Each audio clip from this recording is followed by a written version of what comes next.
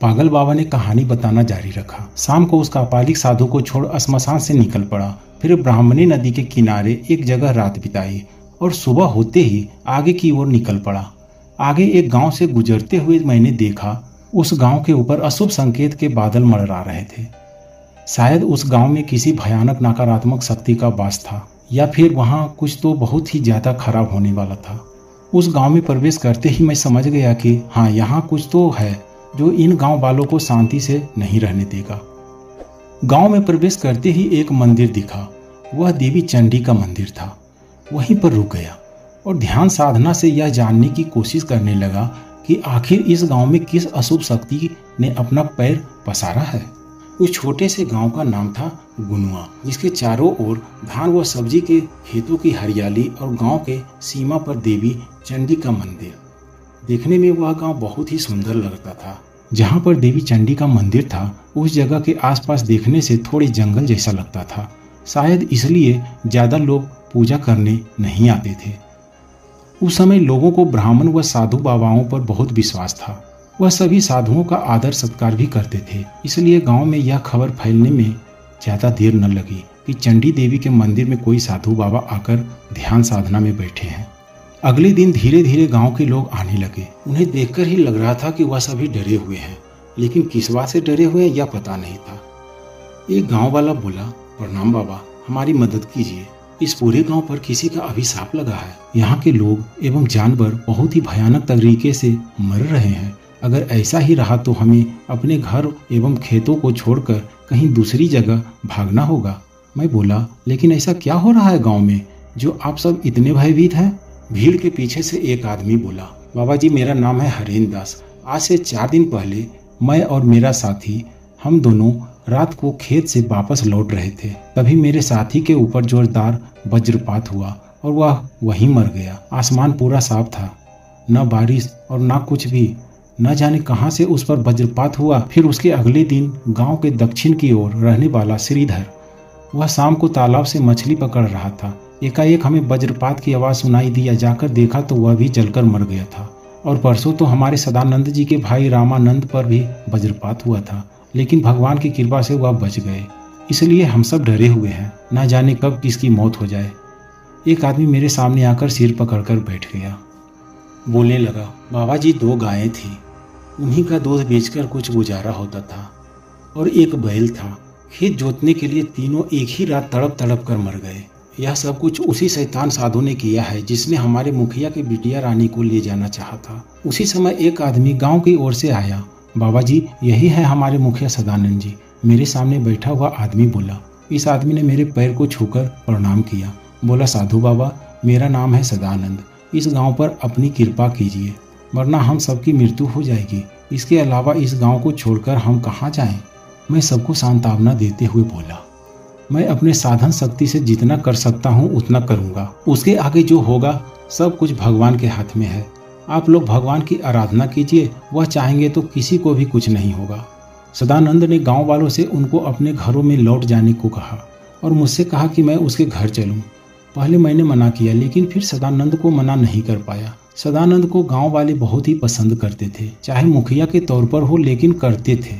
सदानंद का व्यवहार भी लोगों के प्रति कितना अच्छा था, यह प्रत्यक्ष देखने को मिल रहा था। उसका साधुओं के प्रति बहुत ही गहन श्रद्धा था, इसलिए मेरे आदर सत्कार में भी कोई कोताही नहीं बरती। गांव के बीचों बीच में सदानंद का बड़ा सा घर है। दोनों भाई सदानंद और रामानंद सब्जी एवं धान की बिक्री करते थे। सदानंद ने मेरे ठहरने के लिए एक अतिथि घर में व्यवस्था कर दिया। दोपहर में मैं कुछ भोजन करने के बाद सदानंद की बातों को सुनने के लिए हम दोनों साथ बैठे। मैं पहले ही समझ चुका था कि इस गांव में जो कुछ हो रहा है वह क्यों हो रहा है। सदानंद बोले, बाबा जी, साधु संतों पर मुझे अटूट श्रद्धा है, क्योंकि उनके द्वारा दी गई आशीर्वाद बहुत सारे शुभ फल को लेकर आती है। मेरे पिताजी का भी कहना था कि चाहे तुम्हारे घर में खाने को केवल एक वक्त की रोटी हो और उसी वक्त एक साधु आ जाए तो खुद भूखा रहकर और साधु को आदर सत्कार सहित खिला देना, फिर देखना अगले दिन तुम भूखा नहीं सोओगे। मैं अपने दरवाजे पर आने वाले किसी भी साधु संतों को बिना सेवा सत्कार के नहीं जाने देता। उन्हीं सब के आशीर्वाद से गांव में मेरा इतना नाम है और हम सुखी जीवन व्यतीत कर रहे हैं। लेकिन कुछ दिन पहले एक कापालिक साधु हमारे घर आए थे। वह शायद हमारे गांव के रास्ते से आगे बढ़ रहे थे, लेकिन दोपहर के विश्राम के लिए हमारे घर पधारे। हमने उनको आदर सत्कार सहित भोजन कराया एवं अगले दिन तक रहने के लिए कहा। अगले दिन सुबह भोजन करने के बाद कापालिक साधु ने मुझसे कहा, सदानंद, तुम्हारी लड़की का क्या नाम है? बाबा जी, कमला। वाह, अद्भुत नाम। सदानंद, तुम्हारी लड़की के अंदर एक उच्चतम साधिका बनने का गुण विद्यमान है। तुम अपने लड़की को मेरे साथ जाने दो, मैं उसे अपना भैरवी बनाऊंगा। कापालिक साधु के बातों को सुन मैं आश्चर्यचकित हो गया। अगर साधु बाबा मुझसे कुछ और मांग लेते तो मैं दे सकता था, लेकिन कोई अपनी लड़की को कैसे किसी के साथ जाने देगा। मैंने साधु बाबा को मना कर दिया। मेरे मना करने के कारण वह मुझ पर क्रोधित हो गए और कहने लगे, देखता हूँ मुझे कौन ले जाने से रोकता है। इतना कहकर वह जबरदस्ती कमला को ले जाने लगे। यह देखकर मैंने और रामानंद ने साधु बाबा को ऐसा करने से रोका। गुस्से में रामानंद ने उस कापालिक साधु पर हाथ उठा दिया और साधु बाबा को पकड़कर घर के बाहर ले गया। गांव वाले मेरी लड़की कमला को बहुत पसंद करते हैं। गांव के सभी लोग उसे अपनी ही बेटी की तरह देखते हैं। जब उन्हें पता चला कि कोई साधु बाबा कमला को जबरदस्ती लेकर जा रहा है तो कुमार, श्रीधर और दूसरों को लगा कि वह साधु बाबा कोई ढोंगी बाबा है और कमला को ले जाना चाहते हैं। इसलिए उन्होंने उस साधु बाबा को 2-4 हाथ मारा और साधु बाबा को गांव से बाहर निकाल दिया। इस घटना के 2 दिन बाद से ही गांव में बहुत अजीबोगरीब घटनाएं हो रही है। कुमार और श्रीधर तथा और 2 लोग ब्रजपात के बिजली से मारे गए और पूरे गांव में जानवर मर रहे हैं। शायद उसी साधु बाबा का कोई श्राप है। बाबा जी, आप कुछ कीजिए, वरना हमारा क्या होगा। कापालिक साधु ने ब्रज डाकनी का प्रयोग गांव वालों को हानि पहुंचाने के लिए किया है। यह बात अगर मैं सदानंद को बता देता तो वह डर जाते, इसलिए मैंने इस बात को गुप्त ही रखा। 5 दिन बाद अमावस्या है। अगर कापालिक साधु पिशाच चंड ने ब्रज डाकनी को अपने वश में कर लिया तो ब्रज डाकनी को रोकना लगभग नामुमकिन है। इसलिए जल्द से जल्द कुछ करना था।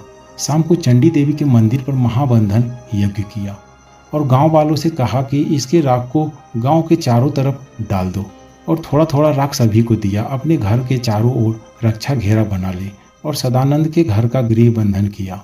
सभी गांव वालों को बता दिया कि शाम के बाद कोई भी गांव से बाहर नहीं जाएगा और रात को अपने घर से बाहर नहीं निकलना। 2 दिन तक सब कुछ ठीक रहा। गांव में न किसी की मृत्यु हुई और न ही कोई जानवर मारा गया। लेकिन तीसरे दिन एक ऐसी घटना घटी जो बहुत ही भयावह थी। मैं रात को चंडी देवी के मंदिर में देवी के ध्यान साधना के लिए चला आता था। उस दिन सुबह से ही मुझे ऐसा लग रहा था कि आज कुछ अशुभ होने वाला है। इसलिए शाम को खाने पीने के बाद मैं और सदानंद बैठकर बातें करने लगे। उस रात मैं चंडी देवी के मंदिर में नहीं जाना चाहता था और सदानंद के घर के पास वाले नीम के पेड़ पर आज सुबह से एक कौवा दिन भर काँव काँव करता रहा, जो कि अशुभ संकेत है। हम बातें कर रहे थे, उसी बीच में सदानंद की पत्नी ने आकर बताया कि रामानंद घर में नहीं है। शाम को खाने के बाद वह फिर से घर में नहीं दिखे। मैं और सदानंद दोनों ही परेशान हो गए, क्योंकि मैंने सख्त चेतावनी देते हुए कहा था कि कोई भी रात को घर से या गांव से बाहर ना निकलेगा। सदानंद तो परेशान होकर घर से बाहर निकल इधर उधर अपने छोटे भाई को ढूंढने लगे। तभी एक गांव वाले ने बताया कि उसने एक आदमी को उत्तर दिशा की ओर जाते देखा है, लेकिन अंधेरे के कारण उसका चेहरा नहीं देख पाया। सदानंद के साथ और दूसरे लोग भी रामानंद को ढूंढने के लिए गांव के उत्तर दिशा में जाना चाहते थे, लेकिन मैंने उनको मना कर दिया और अकेले ही रामानंद को ढूंढने के लिए उसी दिशा में चल पड़ा। लगभग 20 मिनट खोजने के बाद गांव के बाहर खेत में रामानंद को जाते हुए देखा। मैंने पीछे से उसे 2-3 बार बुलाया, लेकिन वह मानो किसी रहस्यमयी माया के कारण आगे चलता ही जा रहा था। मैं जल्दी से उसके पास गया और उसके माथे पर हाथ रखकर 2-3 बार बीज मंत्र पढ़ा। तब जाकर वह इस घोर से बाहर निकला। होश आते ही रामानंद बोला, बाबा जी, मैं यहाँ पर क्या कर रहा हूँ? मैं बोला, सब कुछ बाद में बताऊंगा, पहले जल्दी जल्दी घर चलो। लेकिन तब तक बहुत ज़्यादा देर हो गया था, क्योंकि उसी समय मैंने अनुभव किया रामानंद ने मेरे पीछे कुछ भयानक देखने के कारण डर से काँप रहा है। मैं आश्चर्यचकित होकर पीछे मुड़ा और जो देखा उसे देखकर किसी भी मनुष्य के हृदय की धड़कन डर से रुक जाए। मैंने देखा मुझसे लगभग 9-10 हाथ की दूरी पर खड़ी एक लड़की और उसके पूरे शरीर में आग जल रहा है। दोनों आंखों में अभी आग की चिंगारी।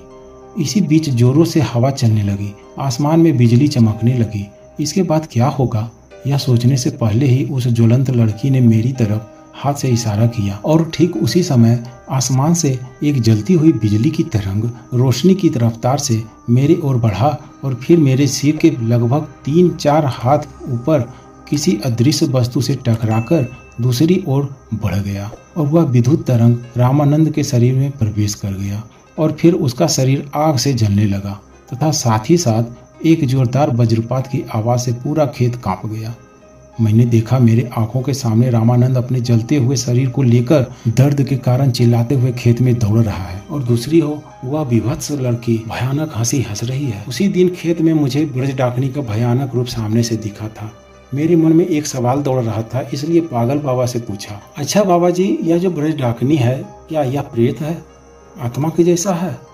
पागल बाबा बोले, नहीं, यह सभी है मनुष्य के समाज के विपरीत रहने वाले अशुभ शक्ति।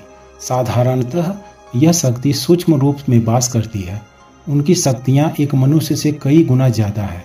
इतनी शक्ति की साधारण मनुष्य उनकी कल्पना भी नहीं कर सकते, लेकिन सिद्ध साधक तांत्रिक क्रियाओं के माध्यम से उनसे मिलते हैं। कई बार इन्हें एक शव में उपस्थित करके इन्हें काम करवाया जाता है और कभी कभी सब की भी आवश्यकता नहीं होती। अब मैं तुम्हें ब्रज डाकनी साधना के बारे में कुछ बताता हूँ, जो मैंने नेपाल में जाकर साधना करते वक्त पढ़ा था। जिस साधक ने इस ब्रज डाकनी को जगाया है वह एक उच्चतम साधक होने के साथ साथ उन्हें डामर तंत्र में भी सिद्धि प्राप्त है, क्योंकि इन दोनों के बिना यह साधना करना असंभव है।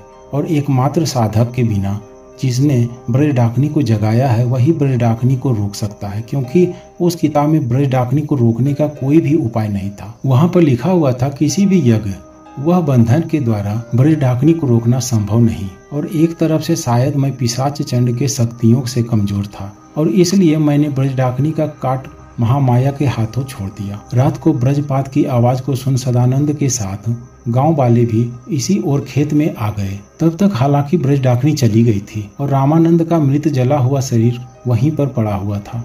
अगले दिन रामानंद का दाह संस्कार किया गया। दाह संस्कार के बाद पूरे घर में शोक का माहौल छाया हुआ था। वह पूरा दिन इधर उधर भागने में ही बीत गया। पूरा गांव और भी ज्यादा भयभीत हो गया था। उनका कहना था कि जब मेरे रामानंद के पास रहते हुए भी वह मर गया तो अब उनका क्या होगा।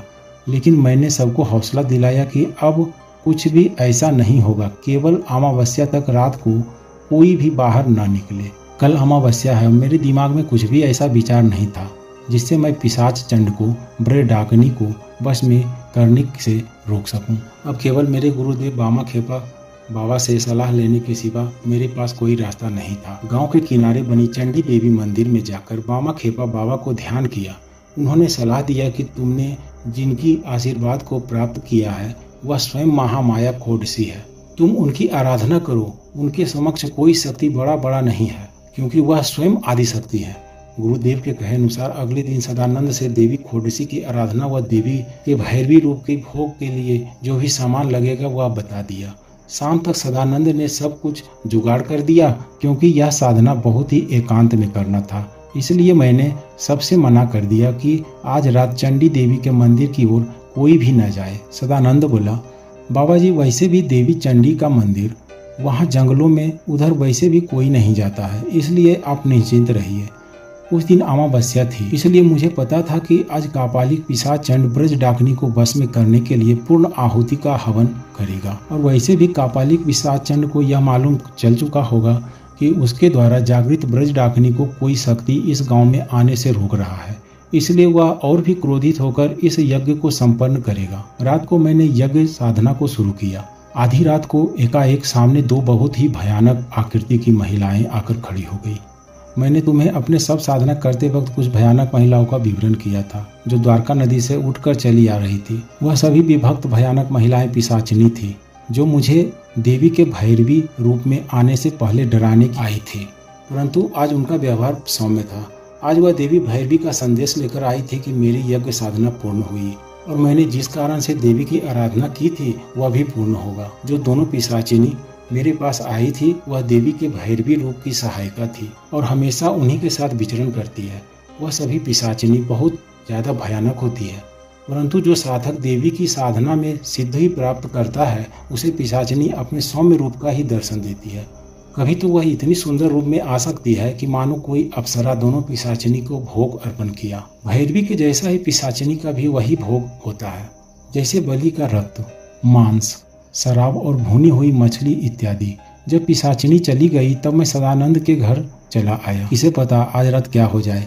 रात को सब कुछ ठीक रहा। मैं भी इस बात से परेशान था कि आज रात कुछ न कुछ तो होगा, लेकिन ऐसा कुछ भी नहीं हुआ। सुबह सदानंद बोला, साधु बाबा क्या अब हम सुरक्षित हैं? मैं बोला, हाँ देवी की कृपा से अगर बीते रात को कुछ नहीं हुआ, इसलिए अब हम सब सुरक्षित हैं। सदानंद बोला, सब कुछ आपकी ही कृपा है साधु बाबा। मैं बोला, नहीं, देवी की कृपा हुई आप सभी पर, इसलिए देवी चंडी के मंदिर के आसपास साफ सफाई करवा कर वहाँ नित्य पूजा आरंभ कर दो। सदानंद बोला, जी बाबा आप जैसा कहेंगे वैसा ही होगा। सदानंद मुझे कुछ दिन और रोकना चाहता था, लेकिन मैंने किसी तरह बहाना बनाकर उसके घर से सुबह ही निकल पड़ा। गांव से निकल जिस रास्ते से आया था उसी रास्ते पर चलने लगा। कुछ दूर जाने के बाद रास्ते पर देखा तो बहुत ही हलचल थी। कुछ लोग भागे भागे कहीं से लौट रहे थे। उनमें से एक को बुलाकर मैंने पूछा कि आखिर क्या हुआ है। वो आदमी बोला, साधु बाबा पश्चिम की ओर नदी के किनारे जो श्मशान है वहाँ पर एक तांत्रिक का शरीर मृत अवस्था में मिला है।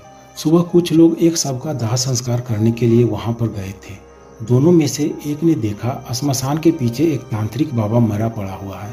मुझे तो लगता है कल उधर के गांवों ने अपने खेतों से जंगली सुअरों को इसी श्मशान के जंगल की ओर खेदा था। शायद उन्हीं जंगली सुअरों ने तांत्रिक बाबा पर हमला कर दिया होगा। उनका शरीर देखकर तो ऐसा ही लग रहा है। कुछ लोग पुलिस को खबर करने के लिए गए। हम भी उधर से ही लौटकर आए हैं। मैं श्मशान में पहुंचा।